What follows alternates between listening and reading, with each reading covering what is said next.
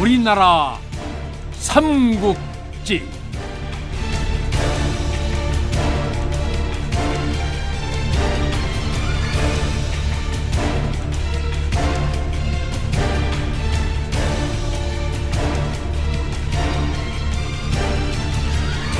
제97부 나당전쟁.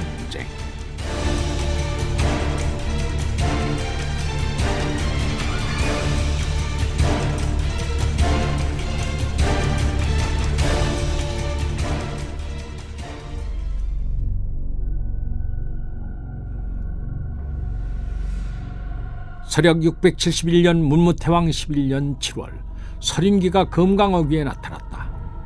당고종은 결국 참지 못하고 서림기를 시켜 문무태왕을 설득하려 했다. 서림기는 사람을 보내 장문의 편지를 전했다. 문투는 매우 공손했지만 그 내용은 신라를 꾸짖는 것이었다. 이에 문무태왕도 정중하게 답신을 써서 보냈다. 약조를 어긴 당의 잘못을 질타하는 내용이었다. 문무태왕의 답신을 받은 서림기는 더는 할 말이 없어 그냥 당으로 돌아갔다. 그 뒤에 문무태왕은 군사를 일으켜 사비성을 빼앗고 소부리주를 설치했다. 태왕은 백제가 신라의 땅임을 선포하고 아찬, 진왕을 도독으로 삼았다. 서림기로부터 문무태왕의 전언을 들은 당고종은 불같이 화를 냈다. 그는 고관에게 명을 내려 평양으로 가서 신라를 공격할 준비를 하라고 했다. 그리고 서림기로 하여금 해로를 통해 군사를 이끌고 검강으로 나아가게 했다.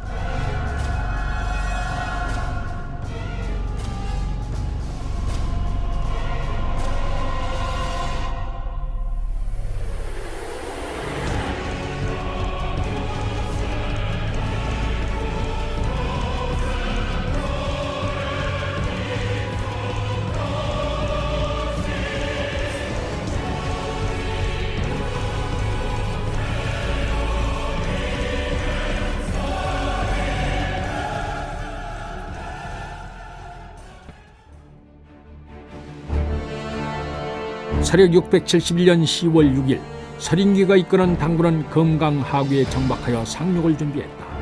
그런데 이곳에서는 문무태왕의 명을 받은 진공이 진작부터 군사를 거느리고 당군을 기다리고 있었다.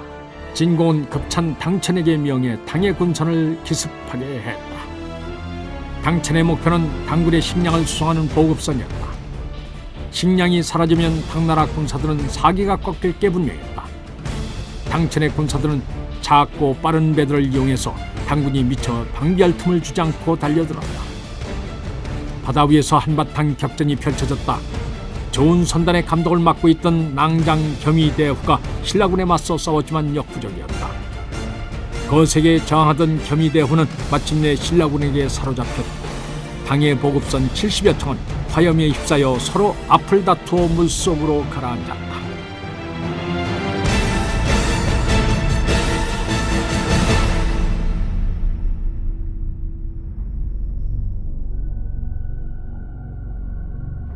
한편 명을 받은 고관은 1만의 기병을 이끌고 말갈 장군 이근행의 군사와 합류하여 남하하기 시작했다.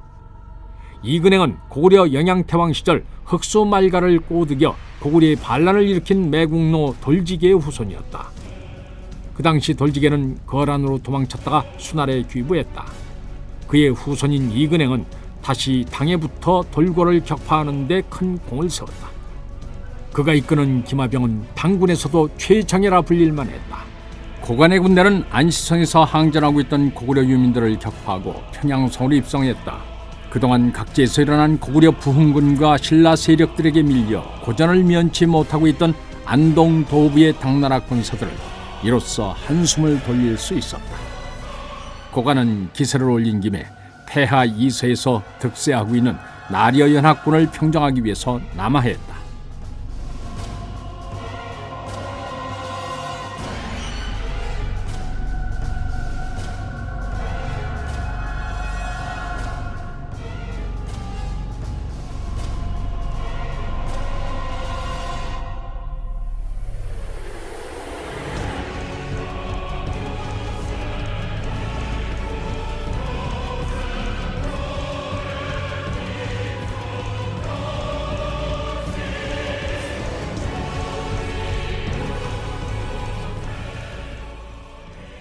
문무태왕은 당군의 남하를 막기 위해 장군 의복을 대장군, 장군 춘장을 상장군으로 임명하고 정예 군사를 주어 북상하게 했다. 신라군이 폐하 이서에 이르렀을 때 당군은 이미 평양부근 한시성, 마읍성을 함락시키고 백수성에서 500여 보 떨어진 벌판에 진을 치고 있었다. 당군은 김하군을 내세워 기동력으로 적을 제압하는 전술을 썼으므로 백수성 앞에 펼쳐진 넓은 벌판은 신라군을 제압하기에 적합한 곳이었다.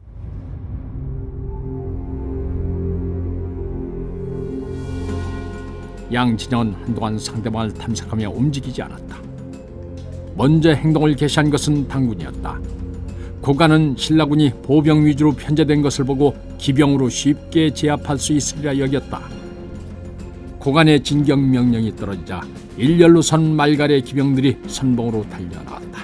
당의 기병 역시 뒤처지지 않고 따라붙었다. 수만 마리의 말이 한꺼번에 뛰니 마치 천지개벽이라도 일어난 듯이 땅이 요동쳤다. 이때 밀집된 형태의 방진을 취하고 있던 신라 군사들이 진영을 변화시켰다. 신라의 진영은 마치 아름다운 꽃잎을 연상시켰다. 말갈 기병들이 말에 채찍질을 가하며 신라 진영으로 무섭게 다가오자 진영의 선두에 서 있던 신라 군사들이 들고 있던 방패와 칼을 땅바닥에 내려놓으며 앉았다. 그러더니 땅바닥에 숨겨놓았던 긴 장창을 꺼내 정말을 향해 30도에서 45도 각도로 비스듬히 들어올렸다. 신라 진영의 선두가 갑자기 시퍼런 창을 번쩍이는 장창숲으로 변하자 선봉에 섰던 말갈 기병들은 깜짝 놀라서 말을 멈추려고 고삐를 당겼지만 말이 달리던 속도를 이겨낼 수 없었다. 날카로운 창날이 말의 목과 가슴, 배를 그대로 관통했다. 말들이 고통스러운 울음소리를 토해내며 앞으로 걷어졌다. 말에서 튕겨진 말갈과 당의 군사들은 허공을 헤엄치듯 날면서 비명을 질렀다. 뒤따라 달려오던 기병들도 앞에 쓰러진 말들로 인해 앞으로 나아갈 수 없었다. 피를 흘리며 이미 숨을 거두었거나 간신히 목숨은 붙어있지만 고통으로 인해 신음소리를 내고 있는 인마들로 인해 사방이 지옥으로 변했다. 당과 말갈의 기병이 자랑하던 기동력은 이제 아무런 쓸모도 없게 되었다.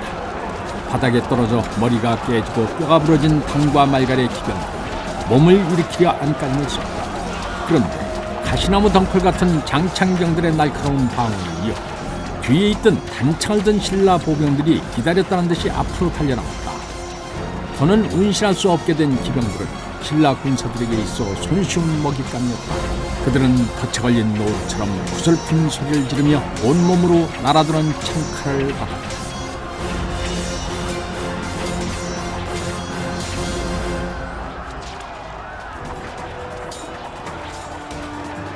고간은 흥급히 불을 올려 군사를 후퇴시켰다. 더 이상 놔두었다간 전멸을 면치 못할 듯 됐다. 선봉에 섰던 이근행이 간신히 목숨을 건져 돌아오긴 했지만 이 싸움에서 당과 말갈군 수천 명이 목숨을 잃었고 3천여 명이 신라군에게 포로로 잡혔다.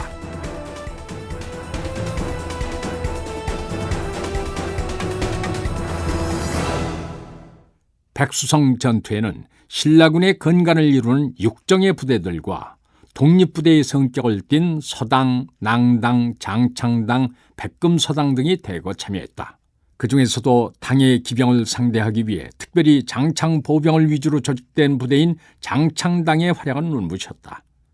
하지만 여러 독립부대가 참여하여 명령체계가 제대로 서 있지 않은 상태에서 한 부대에서만 공을 독점하면 다른 부대의 사기가 꺾일 수밖에 없었다. 게다가 서전에서 대승을 거둔 장창당은 기고만장하여 공을 자랑하는 정도가 가히 아나무인이었다. 백수성 전투에서 승리한 공이 모두 장창당에게 돌아가게 되자 논공에서 소외된 나머지 당들은 의욕을 잃고 철수를 결정한다. 당주들에게서 철수 의사를 전해들은 대장군 의복은 크게 당황하여 말리려고 해봤지만 그들의 의지가 너무도 단호하여 막을 방법이 없었다.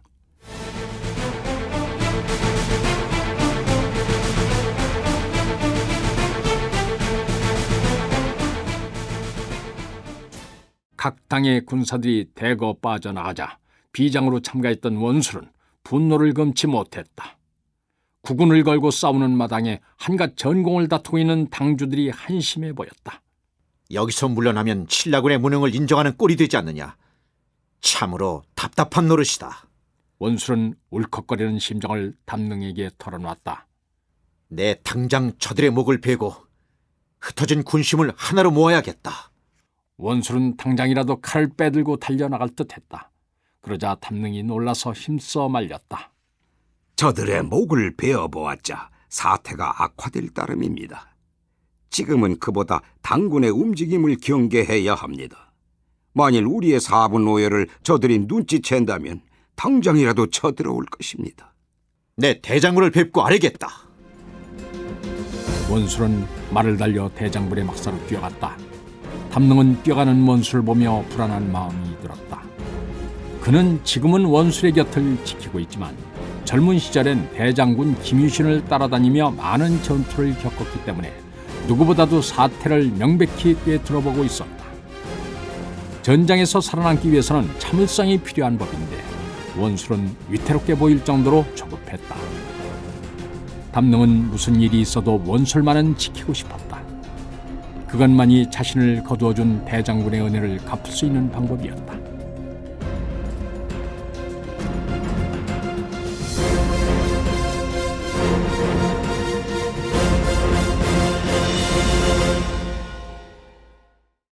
원술이 찾아간 의복 역시 뾰족한 방법이 없기는 마찬가지였다.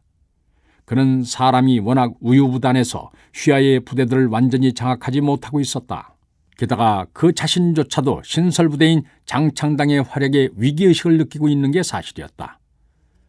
의복에게서도 대책을 기대할 수 없게 되자 원술은 당주들을 직접 찾아다니며 설득했다. 그렇지만 한갓 비장에 불과한 자의 말을 귀담아 듣는 사람은 없었다. 당주들은 자신의 부대를 이끌고 하나씩 진영을 떠나기 시작했다.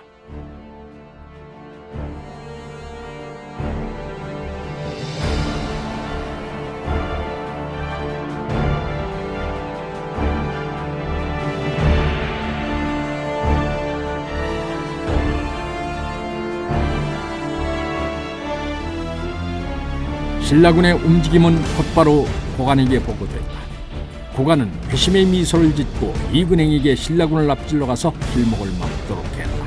후퇴하던 신라군은 포로하에 이르기도 전에 성문에서 이근행이 이끄는 말갈군의 기습을 받았다.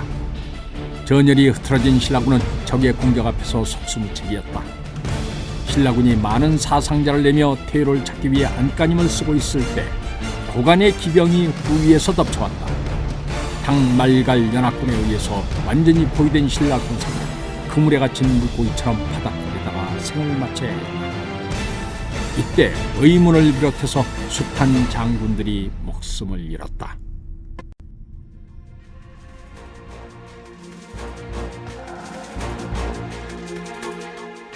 군사들이 처참하게 도륙당하는 모습을 본 원술은 분을 참지 못하고 말을 재촉하여 적진 속으로 달려나가려 했다.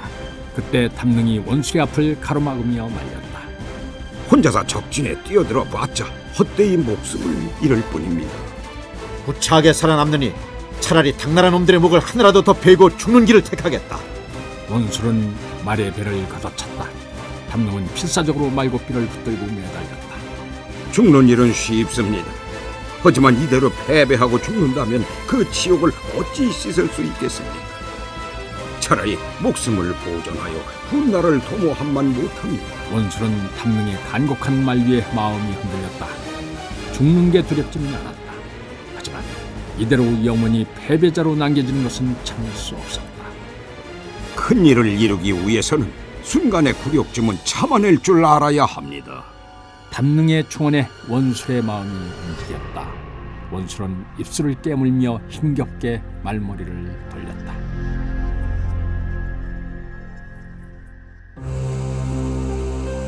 성문에서의 참패는 신라 조정에 큰 충격을 던져주었다. 신라가 정예군을 투입하고도 당군에게 대패를 했다는 것은 신라의 전략 변화가 불가피함을 의미했다.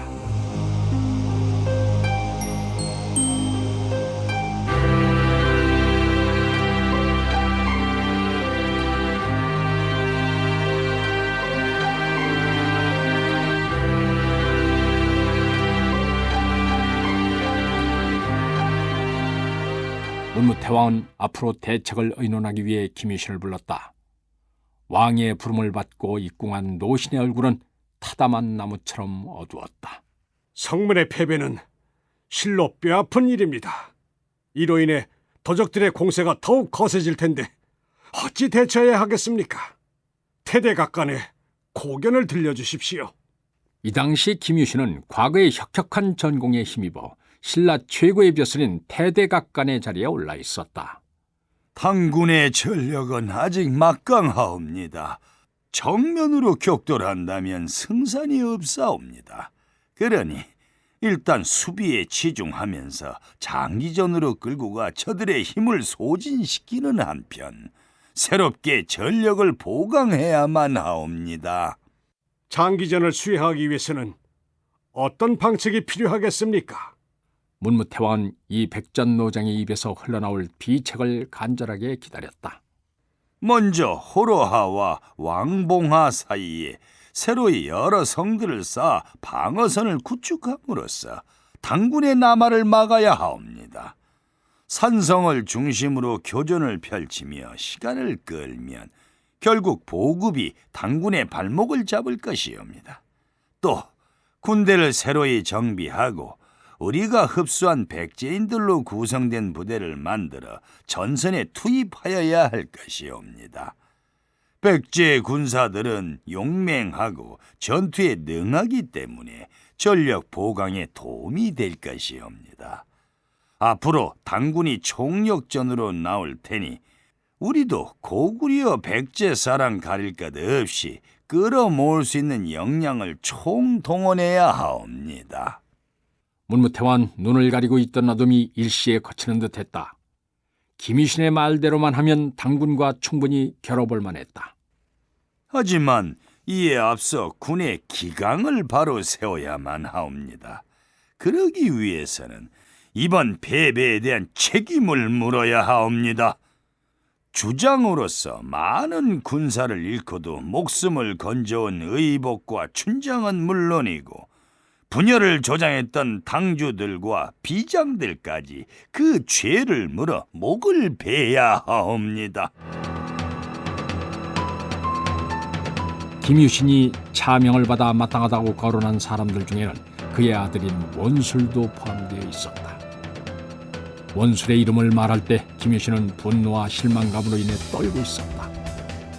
신라의 많은 젊은이들이 나라와 백성을 위해 기꺼이 목숨을 던졌건만 자신이 믿었던 아들이 죽음을 두려워하여 비겁하게 도망쳐왔다는 사실은 그를 아비지옥 속으로 떠밀었다. 한낱 비장에까지 그런 중한 벌을 내릴 필요가 있겠습니까? 지금은 전신이 한 명의 인재라도 더 필요합니다. 패전의 책임은 주장에게 있지만 그동안의 공로를 생각해서 의복과 춘장은 유배를 보내고 명령에 복종하지 않고 임의로 군사를 돌린 당주들은 태형에 처하겠습니다. 그리고 나머지 비장들은 다음 전투에서 죄를 씻을 기회를 주겠습니다. 문무태왕이 관대한 처분을 내리려 하자 김유신은 모욕을 당한 사람처럼 얼굴이 빨개지더니 급기야는 원수를 지목했다. 원술은 태왕명을 욕되게 하고 가운을 저버렸으니 마땅히 죽음으로 용서를 빌어야 하옵니다. 차마 아버지의 입에서 나올 수 없는 가혹한 말이었다. 문무태왕은 김유신의 심정을 능히 알 수 있었다. 아들에게 느낀 배신감이 걷잡을 수 없는 분노로 폭발했을 뿐이지 아들의 죽음을 바라는 것은 아니었다. 짐이 이미 뜻을 정했으니 그 문제는 더 이상 거론하지 마세요. 문무태왕은 충직한 노신의 마음에 씻을 수 없는 상처를 만들어주고 싶지 않았다. 시간이 지나고 분기가 가라앉으면 유신도 결국 아들을 용서하리라 여겼다.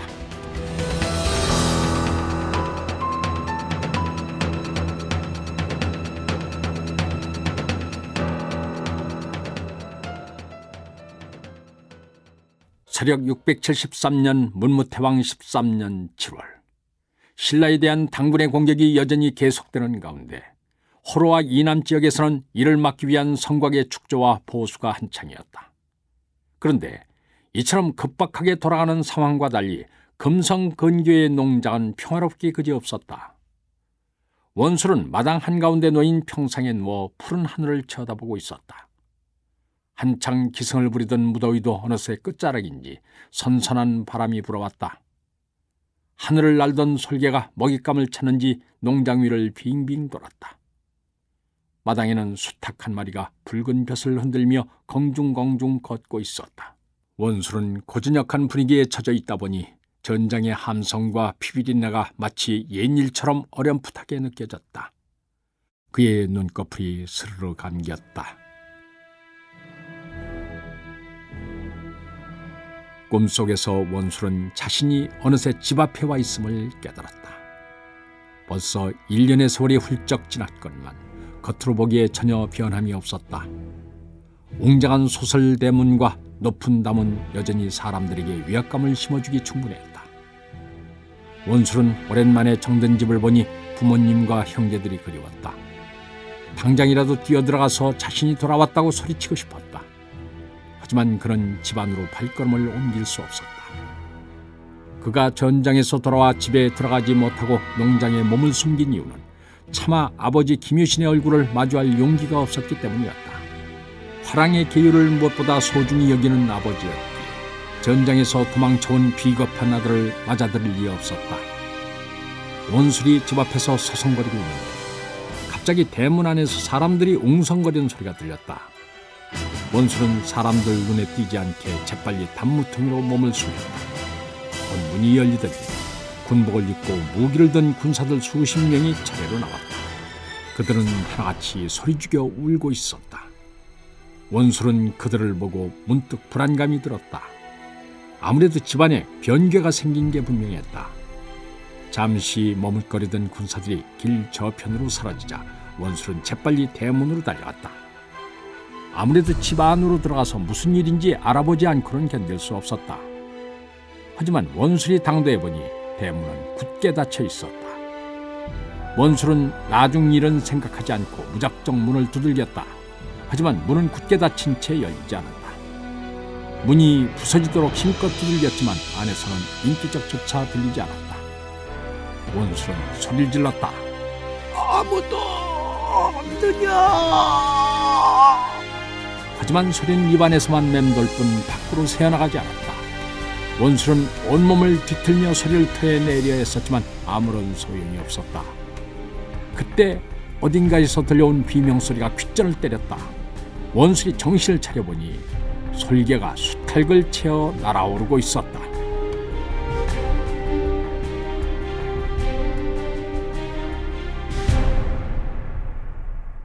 도련님, 웬 식은땀을 그리 흘리십니까?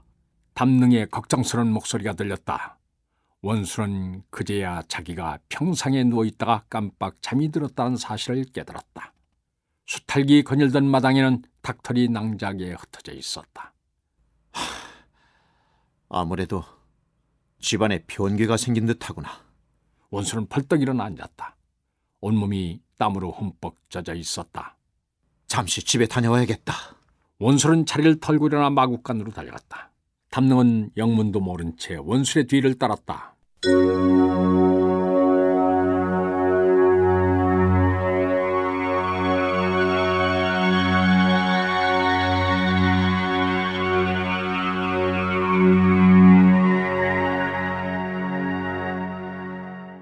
금성에 도착한 원술은 곧바로 집으로 달려가지 않았다. 우선 객점에 든 후 담능을 보내 집안의 동정을 살피고 오게 했다.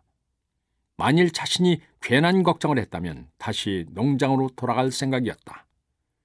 아직은 아버지의 얼굴을 대할 용기가 나지 않았다. 객점의 방 안에서 초조하게 기다리고 있자니 담능이 슬픈 얼굴로 들어왔다. 태대각관께서 며칠 전 운명하셨다 합니다.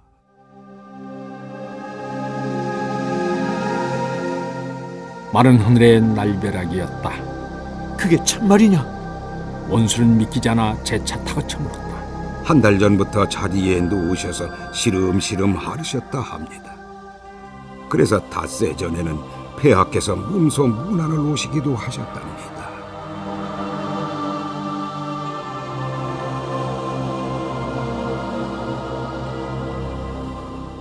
원술은 넋이 나간 듯 잠시 미동도 하지 않고 앉아 있었다. 그러더니 잠시 후 본물이 터지듯 눈물이 뺨을 타고 흘러내렸다. 이렇게 가시다니. 용서받을 기회도 주지 않으시고 이대로 가시다니. 있을 수 없는 일이다. 정말 있을 수 없는 일이야. 원술의 넋두리가 객점의 반에 울려 퍼졌다. 그는 영영 아버지에게 용서받을 수 있는 기회를 놓친 것이었다. 아버지는 그에 대한 배신감과 실망만을 안고 떠나간 것이었다. 이 불효를 어찌 감당한단 말이냐. 천을 찢는 듯한 원술의 절규가 담능의 가슴에 아프게 파고들었다. 담능은 원술이 진정되기를 기다려 말을 꺼냈다. 가보셔야 하지 않겠습니까? 가야지. 가서 용서를 빌어야지. 원술은 힘겹게 몸을 일으켰다. 그의 몸이 헛개비처럼 심하게 흔들렸다.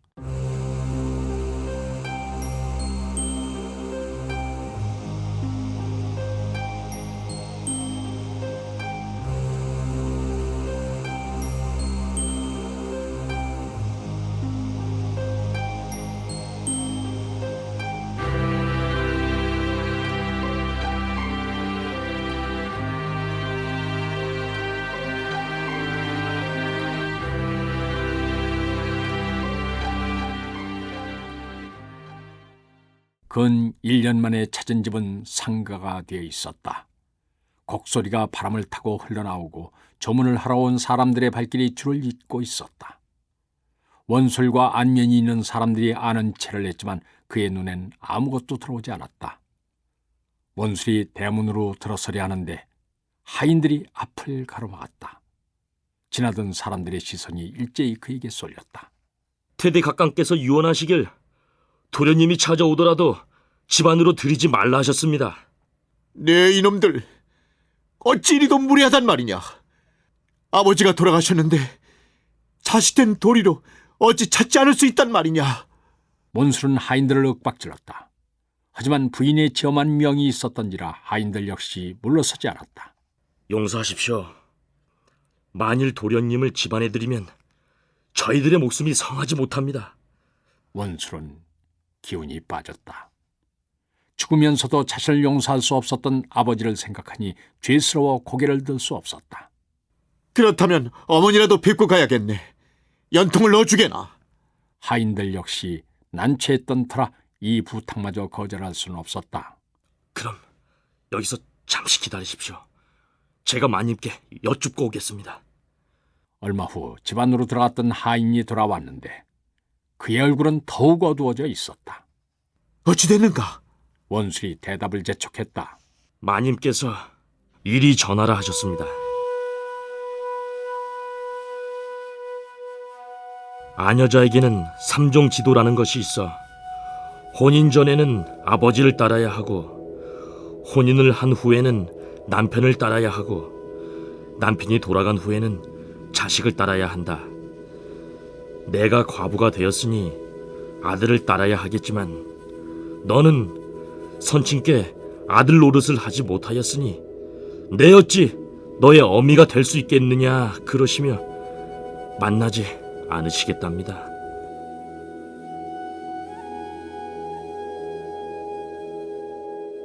원술은 어머니에게서마저 버림받은 것이었다. 그의 충격은 이루 말할 수 없이 컸다. 원술은 가슴을 치고 바닥을 구르며 통곡했다. 하지만 누구도 그를 위로하려고 나서는 사람이 없었다. 보다 못한 담능이 나서 원술을 다독였다. 훗날 도련님께서 공을 세워 가문의 이름을 빛낸다면 모두 용서하고 받아들이실 겁니다. 하지만 원술의 귀에 담능의 위로가 들릴 리 없었다. 너의 말을 들었던 나의 잘못이다. 죽을 자리를 지키지 못하면 살아도 산 게 아님을 내가 왜 미처 몰랐던가. 밤이 깊을 때까지 통곡하던 원술은 날이 밝을 즈음에 후련히 종적을 감추었다. 담능은 백방으로 수소문을 해봤지만 어디에서도 원술에 대한 소식을 들을 수 없었다.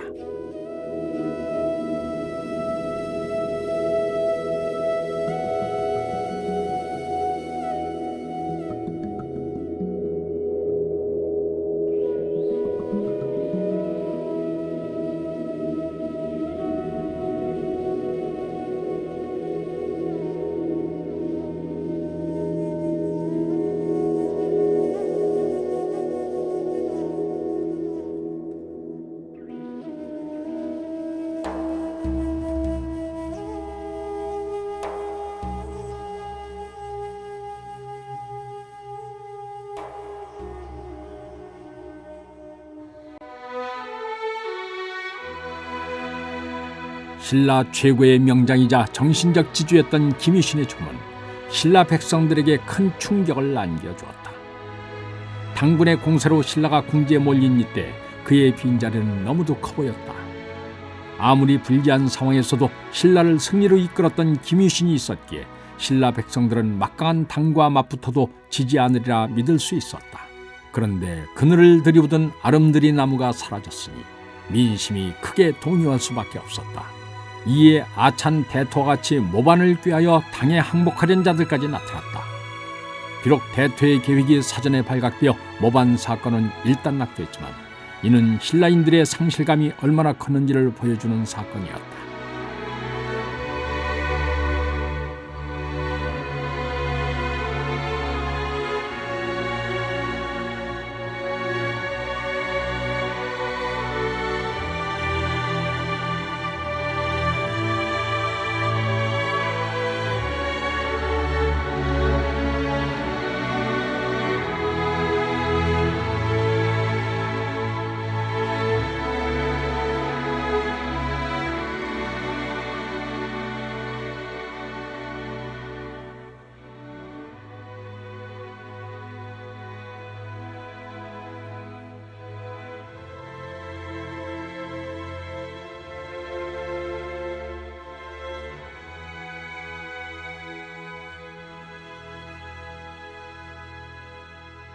김유신의 죽음을 전해들은 당장 고간은 이를 호기로 여기고 거란족 군사까지 포함한 대규모 병력을 이끌고 호로아 이남으로 쳐내려왔다.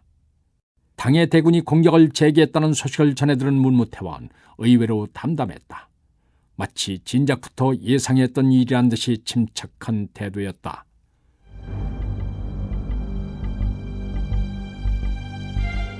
문무태왕은 지난날 김유신이 일러준 방책대로 호로하와 왕봉하 사이에 10여 개의 성을 쌓고 백제인들로 군대를 구성하여 군사를 확장함으로써 당군과의 장기전에 대비했다.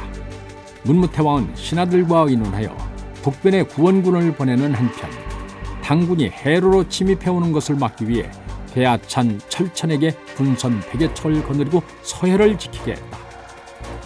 문무태왕의 빈틈없는 대비와 배수진을 친 신라 군사들의 목숨을 건 활약으로 호로하와 왕봉하 사이에서 벌어진 9차례의 대소 전투에서 신라군은 모두 승리를 거뒀다. 이에 고간이 이끄는 당과 말갈 거란연합군은 수많은 희생을 남긴 채 황급히 호로하 이북으로 물러났다. 이로써 신라는 성문의 패배와 김유신의 죽음으로 인해 의기소침했던 분위기를 반전시킬 수 있었다.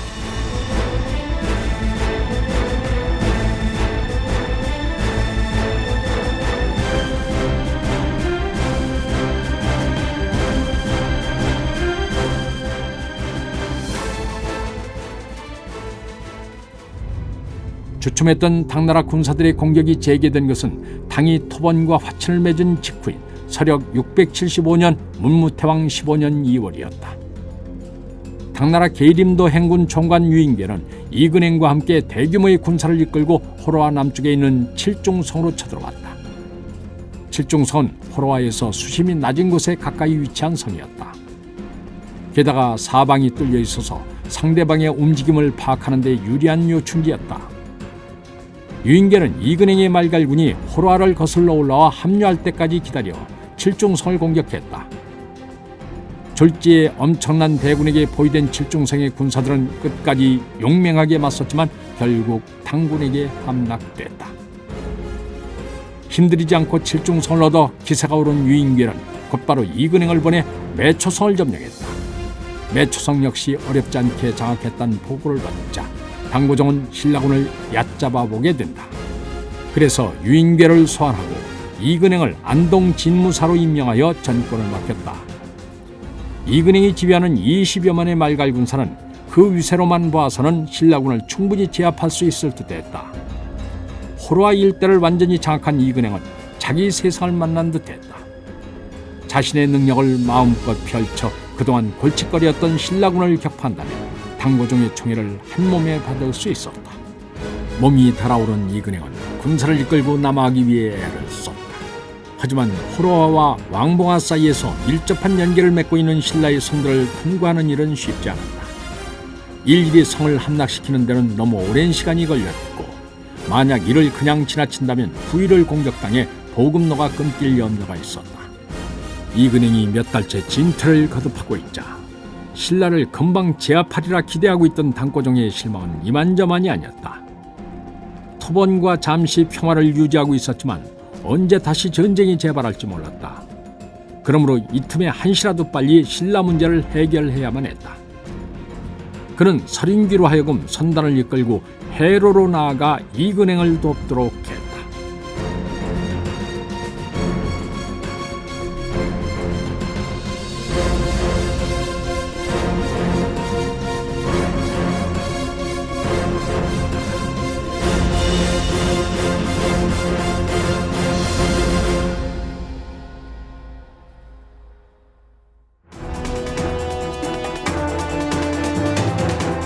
호로하와 왕봉하가 만나는 지점인 천정부, 임진강 입구는 조수 간만의 차가 심한 지역이었다. 호로하로 진입하기 위해서는 이곳에서 때를 잘 맞추어 밀물을 타야 했다. 천정부가 한눈에 내려다보이는 언덕 위에 위치한 성이 바로 천성인데 서린귀가 이끄는 당나라 군사들로서는 이곳을 장악해야만 이근행이 주둔하고 있는 매초성에 안전하게 도착할 수 있었다. 강어귀에 상륙한 당의 선봉대가 천성으로 접근하자 성 안에서 화살을 쏘며 저항했지만 그리 격렬해 보이진 않았다. 서린귀는 성의 방어가 그다지 견고하지 않음을 간파하고 선단을 무트로 가까이 접근시켰다. 당군이 상륙을 시작한 지 1시간 정도 됐을 때였다. 성 옆으로 구부러진 능선을 따라 흐르는 하천에서 전함들이 불쑥 튀어나오더니 불화살을 쏘아대기 시작했다.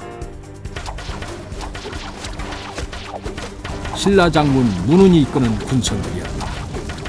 예상치 못했던 신라 군선의 출현에 당황한 당나라 서린귀는 배를 뒤로 물리려고 해보았지만 이미 밀물을 탄 배의 머리를 돌리는 것은 밀렸다. 화염이 삽시간에 서로 뒤엉켜 꼼짝할 수 없게 된 당의 군선들을 집어삼켰다. 당 군사들은 불길을 피해서 물로 뛰어들었다. 하지만 물에 뛰어든다고 목숨을 건질 수 있는 것은 아니었다. 신라 군사들이 쏘아대는 화살이 바다에서 허우적거리고 있는 당 군사들의 머리 위로 쏟아져 내렸다.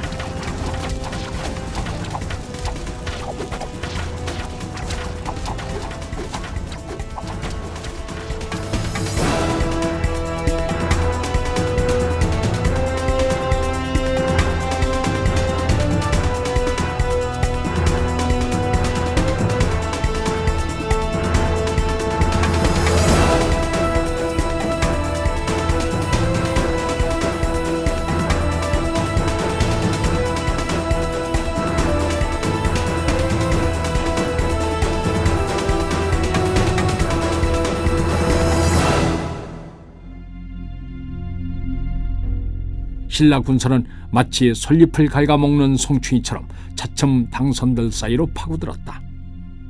허를 찔린 상태에서 계속 싸우다 보니 당군의 피해만 늘 뿐이었다. 게다가 곧 썰물이 시작될 것이었다. 서린귀는 북을 쳐서 상륙한 군사들을 철수시켰다. 썰물 시간이 되자 배들이 차츰 바다 쪽으로 밀려나갔다. 서린귀는 이때를 놓치지 않고 뱃머리를 돌리게 했다. 당의 수부들은 힘껏 노를 저 바다를 향해 달아나려 했다. 그러나 바닷물이 빠지는 속도는 바람과도 같이 빨랐다. 물이 빠지기 시작하자 여기저기에서 갯벌이 바닥을 드러냈다. 덩치가 큰 당선들은 순식간에 물이 빠진 갯벌에 갇혔다. 무태서 기다리고 있던 신라군들이 불화살을 쏘며 당선으로 달려들었다. 당선은 시뻘건 화염에 휩싸였다. 이때 당선은 수백 척이 전소됐고 살아남은 당군은 전부 신라군의 포로가 되었다.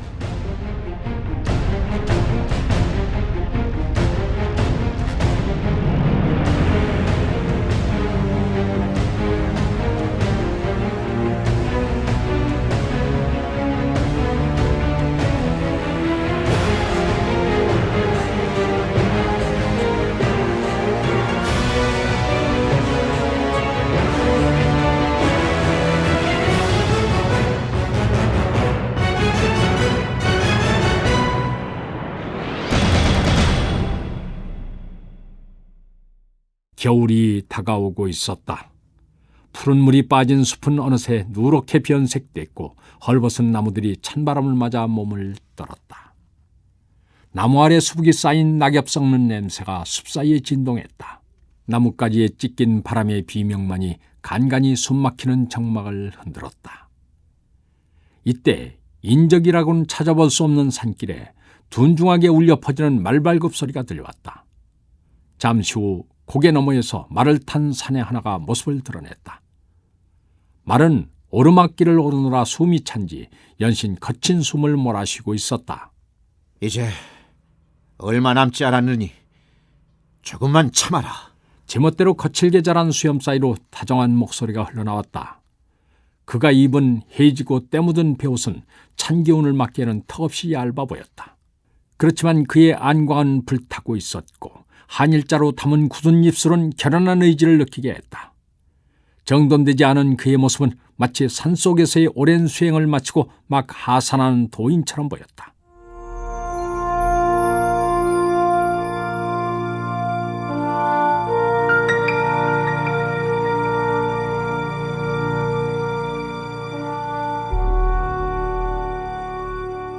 초성을 전초기지로 하여 한강까지 이어진 협곡 양쪽에 진을 친 신라군은 매초성의 당군과의 일대 결전을 준비하고 있었다. 신라 진영의 대장군 막사에서는 매초성의 당나라 군사들을 칠 방책을 의논하고 있었다.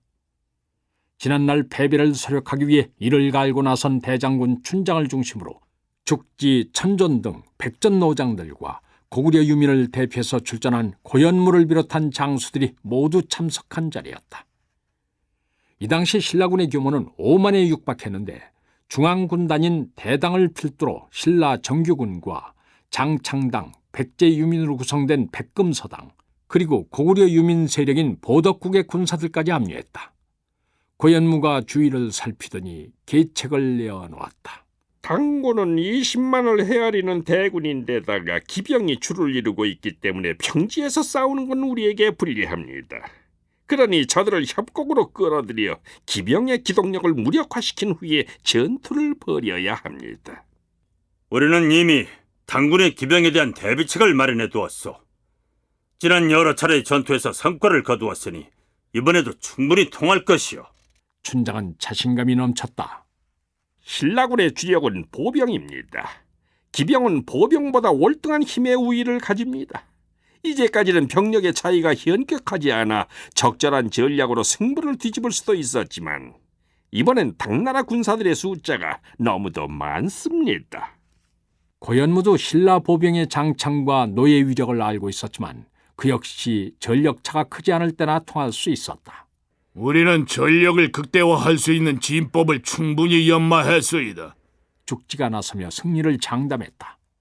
지난날 백수성 싸움에서 패하기는 했지만 그때 장창당이 펼친 육화진의 위력은 만족할 만했다는 것이 신라 장수들의 판단이었다. 제 아무리 당군의 수요가 많다 해도 그 주력인 기병의 기동력만 제압한다면 충분히 승산이 있는 싸움이요. 신중한 천존조차도 해볼 만한 싸움이라 여겼다. 춘장은 오랜 작전 회의를 거쳐 전국 평야에서 당군과 맞붙기로 결정을 한다. 회의가 끝나고 장수들이 각자 자신의 군영으로 돌아가자 춘장은 밀려오는 피로를 느꼈다. 비록 장졸들의 사기를 위해서 승리를 장담했지만 20만이란 숫자가 주는 압박감은 한시의 방심도 용납하지 않았다. 춘장은 성문의 패배 이후 하루도 제대로 잠을 이룬 날이 없었다. 차라리 죽음을 택하지 못한 자신이 원망스러웠다. 그랬기에 그는 절치부심 끝에 얻은 서륙의 기회를 결코 놓칠 수 없었다. 춘장은 만에 하나라도 이번 싸움에서 패한다면 살아 돌아가지 않을 각오였다.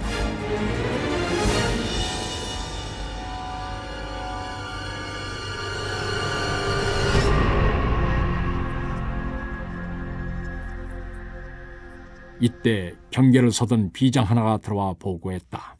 대장군, 군영 주변을 배회하는 자가 있어 잡아왔습니다. 아무래도 적의 간자인 것 같습니다. 어디 있느냐? 짐을 쌓아둔 서쪽 막사에 묶어두었습니다. 춘장은 천천히 자리에서 일어섰다. 내 직접 신문할 테니 앞장서거라. 당군과의 결전을 앞두고 적군에 대한 사소한 정보라도 놓칠 수 없었다. 비장의 안내를 받아서 간자를 잡아두었다는 막사에 들어서니 남루한 행색에 장발을 풀어헤치고 수염이 덥수룩하게 기른 사내가 기둥에 묶여 있었다. 내 놈이 필시 우리 군영을 염탐하러 온 게 틀림없으리였다. 사내가 고개를 들어 춘장을 응시했다. 장군, 오랜만에 뵙습니다. 소장 원술 문안드립니다.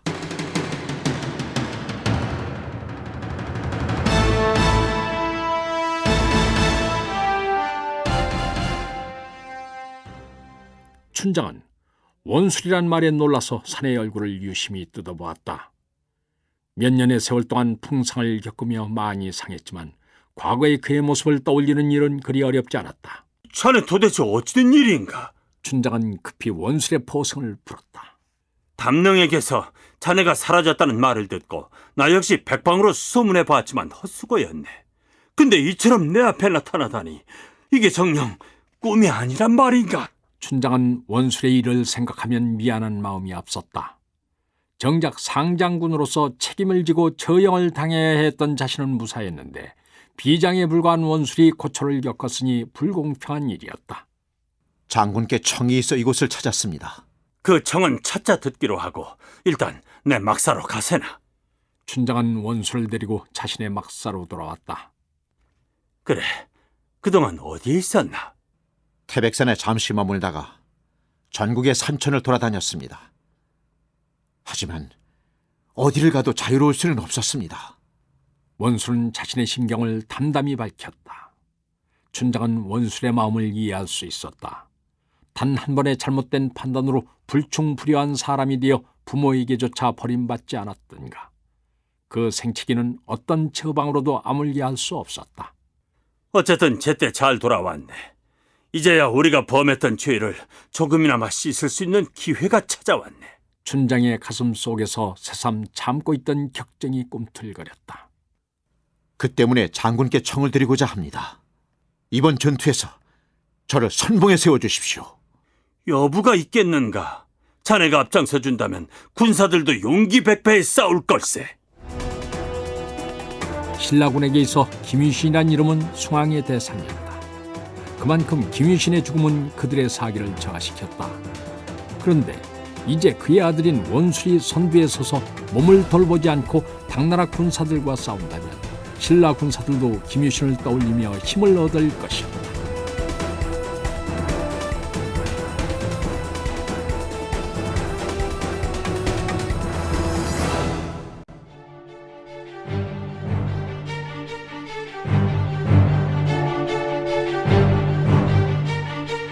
다음 날 동이트자 신라의 군영은 서서히 꿈틀거리기 시작했다.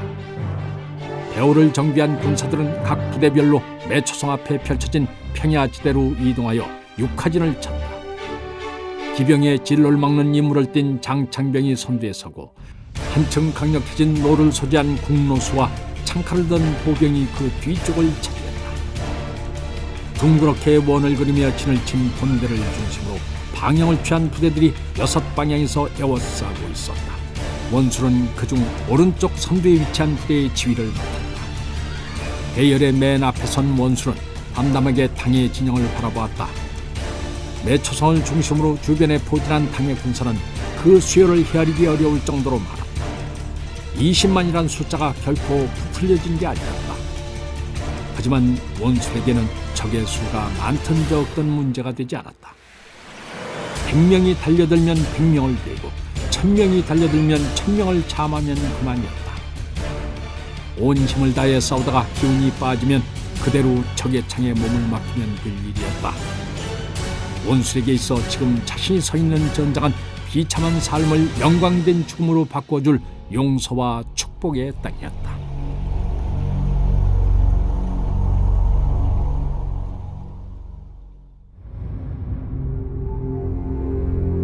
이윽고 매초성에서 북소리가 들리더니 종현산 아래 포진했던 당의 기병이 일제히 신라 진영을 향해 내달렸다. 그 기세가 어찌나 대단한지 금방이라도 신라군을 쓸어버릴 것만 같았다. 하지만 신라 군사들은 마치 뿌리가 박힌 듯이 꼼짝도 하지 않았다. 신라의 국노수들이 일제히 화살을 날렸다. 선두에서 달려오던 수십 명의 당나라 기병들이 화살을 맞고 쓰러졌다. 하지만 당군은 속도를 늦추지 않았다. 신라군이 화살로 맞게는 기병의 속도가 너무나 빨랐다. 당나라 군사들이 가깝게 접근해오자 북로수들은 장창부대 뒤로 물러났다. 말발굽 소리가 점점 커짐에 따라 장창부대 군사들의 심장 박동도 덩달아 빨라졌다. 바닥에 드리워진 장창을 잡은 손에 조금씩 힘이 들어갔다. 선두에서 달리는 말들의 갈기가 흔들리는 것이 선명하게 보이자 짧은 북소리가 한 번 울려 퍼졌다. 이를 신호로 장창이 전방을 향해 날을 세웠다. 말들은 미처 멈출 사이도 없이 빽빽하게 솟아난 창날에 온몸이 꿰어 쓰러졌다. 고통에 찬 말들의 울음소리와 함께 말등에 타고 있던 당기병들이 땅에 곤두박질 쳐졌다. 당나라 기병의 움직임이 주춤하자 장창부대 후위로 물러났던 북로수들이 다시금 일제히 화살을 날렸다. 당고종이 탐낼 정도로 신라 노예의 위력은 대단했다. 쏟아져 내린 화살은 당나라 군사들의 갑옷과 마구를 뚫고 살가죽 깊숙이 파고들었다. 놀란 말들이 방향을 잃은 채 사방으로 뛰는 틈에 당나라 기병의 대원은 걷잡을 수 없이 허물어졌다. 원술은 당나라 군사들이 대혼란에 빠진 틈을 놓치지 않고 적진을 향해 뛰어들었다. 그의 뒤를 따라서 신라 대당에 속한 선봉군이 공격을 개시했다. 적진을 누비는 원술의 활약은 눈부셨다. 죽음을 두려워하지 않는 원술의 저돌적인 공세는 당의 군사들을 주눅들게 만들었다. 원술의 창이 번쩍일 때마다 그의 앞을 막아선 당군들이 쓰러지자 감히 그에게 달려드는 군사가 없었다. 원술은 마치 나뭇가지를 내치듯이 거침없이 창을 휘둘러 당나라 군사들을 제압해 나갔다. 이를 지켜본 신라 군사들은 크게 감명을 받았다. 지난날 대장군 김유신의 모습을 떠올리게 하는 그의 기백은 신라 군사들에게 이길 수 있다는 자신감을 심어줬다. 사기가 오른 신라 군사들은 당나라 군사들 향해서 악착같이 달려들었다. 제 아무리 군사의 수가 많다더라도 전투에서 한 번 기세를 잃게 되면 만회하기가 어려운 법이었다. 차츰 수세에 몰리던 당나라 군사들은 춘장의 본대와 천전 죽지가 이끄는 좌우익이 일시에 공격해오자 당해내지 못하고 패주했다. 이 전투에서 신라군은 수많은 당군들의 목숨을 빼앗았고 말 3380피를 비롯해서 수많은 치중을 노획했다.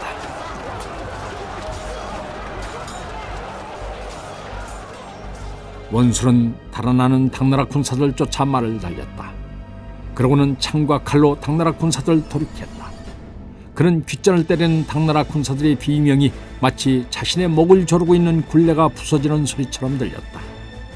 그리고 죽음의 공포로 인해 일그러진 당병들의 얼굴을 보며 아버지를 떠올렸다. 그에게 있어 전투에서의 승리는 중요하지 않았다. 그저 이곳에서 자신이 비겁하지 않았다는 것을 증명하고 싶었을 뿐이었다. 만일 이곳이 죽을 자리라면 이제는 피하지 않고 기쁘게 죽음을 맞이할 수 있을 듯 했다.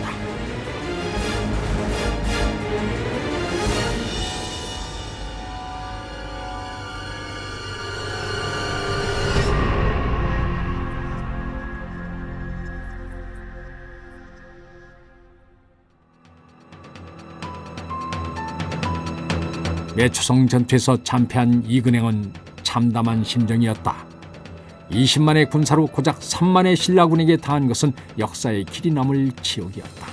이 모두가 신라군을 얕잡아본 자신의 책임이라 생각하니 차라리 칼을 빼어물고 죽고 싶었다. 하지만 지금은 죽을 여유조차 없었다. 신라군과의 계속된 전투로 군중에서 식량이 바닥난 지 오래였다. 대군을 유지하기 위해서는 막대한 식량이 필요했다.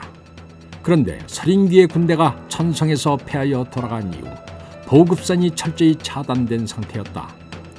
이근행의 군대는 그동안 매초성 주변에서 거둬들인 식량에 의존해서 버텼지만 이제 근거지인 성마저 잃고 쫓기는 입장이었으므로 굶주림에 허덕여야 했다.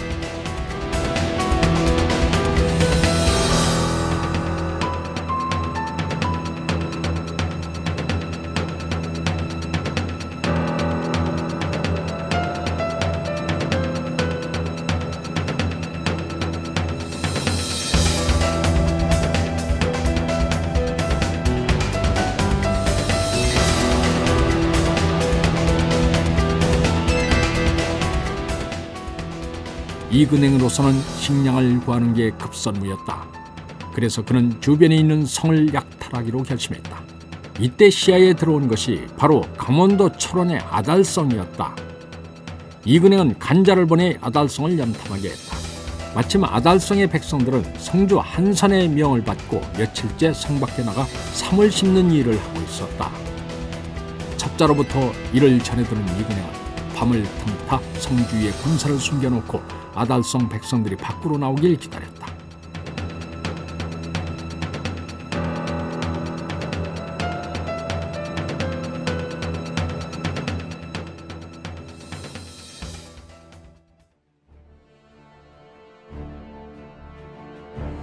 다음 날 해가 뜨자 성문이 열리고 농기구를 든 장정들이 밖으로 나왔다. 이근행의 군사들은 이 틈을 놓치지 않고 굶주린 이리떼처럼 성 안으로 쳐들어갔다. 이때 아달성의 수비를 맡고 있던 장수는 소나였는데 백성들, 온데 경기도 안성 사람으로 백제군을 물리치는데 혁혁한 공을 세웠던 심나의 아들이었다. 심나는 백제군 사이에서 날아다니는 신라 장군으로 이름을 날릴 정도로 용맹하고 민첩했는데 소나 역시 날렵한 풍채를 가진 용장이었다.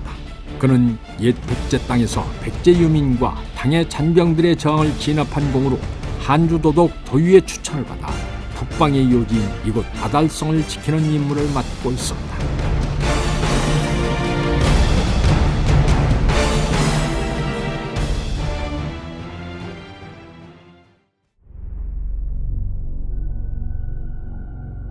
당나라 군사들이 쳐들어오자 성 안에 남아있던 노인과 부녀자들은 겁을 먹고 어쩔 줄 몰라 허둥거렸다.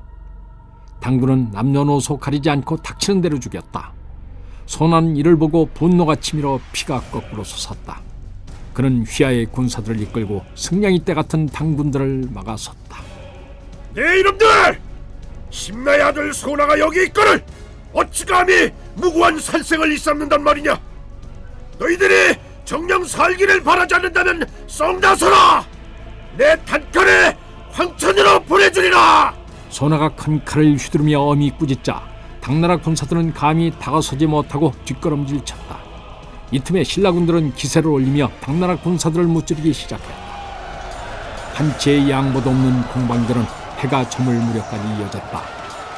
고작 1000여 명의 군사로 수만의 당군을 맞아 꼬박 하루를 버텨낸 것이었다. 소나는 온몸이 창과 칼에 찔린 상처투성이었지만 여전히 선두에 서서 물러서지 않았다. 그는 마치 뿌리를 깊이 내린 가시나무처럼 보였다.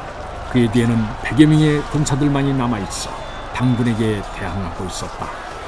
이들 역시 온몸이 상한 구석이 없었다. 그에 비해 그들을 둘러싼 당군의 병력은 오히려 늘어났다. 승패는 이미 결정이었지만 당군은 쉽사리 앞으로 나아가지 못했다. 소나가 여전히 눈을 부릅뜨고 있었기 때문이었다. 이 광경을 지켜보던 이근행은 궁수들에게 명해 소나에게 화살을 쏘도록 했다. 소나의 몸 위로 화살이 빼곡히 박혔다. 이곳에서 한 발자국도 더 나갈 수 없다!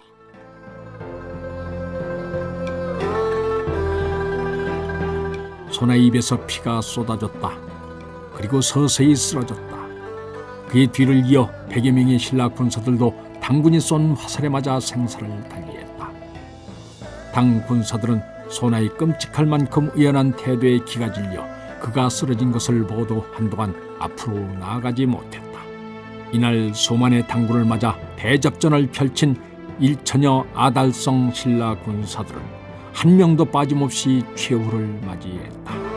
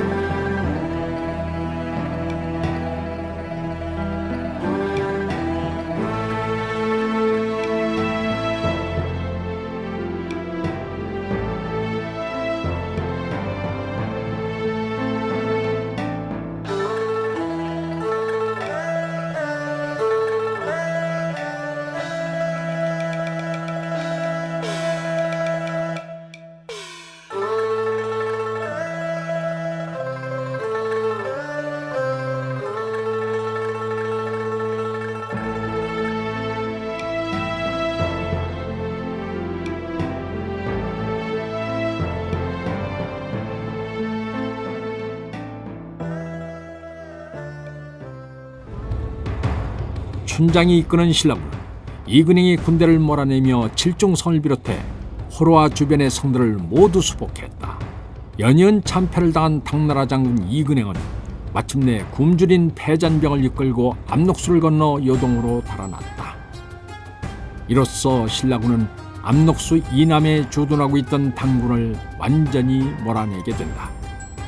신라는 나당연합군이 결성될 당시에 당태종이 신라에게 주기로 약속했던 패수유역과 원산만 일대의 군사를 진주시켰다. 매추성 전투는 나당 전쟁의 분수령이었다. 이후에도 여러 차례 전투가 벌어졌지만 승리는 항상 신라군의 몫이었다. 신라군은 매추성 전투에서 당나라의 20만 대군을 물리침으로써 나당 전쟁을 승리로 이끌 수 있었던 것이다.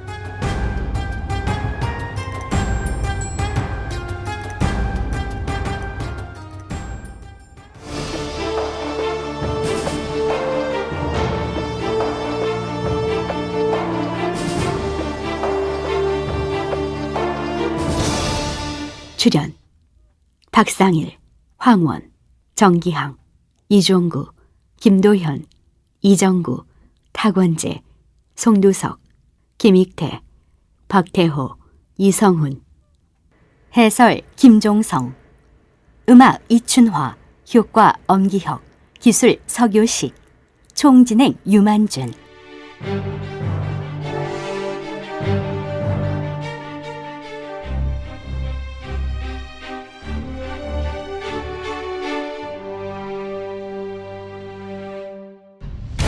임동주 원작, 김기덕 연출, 제97부 나당 전쟁 편이었습니다.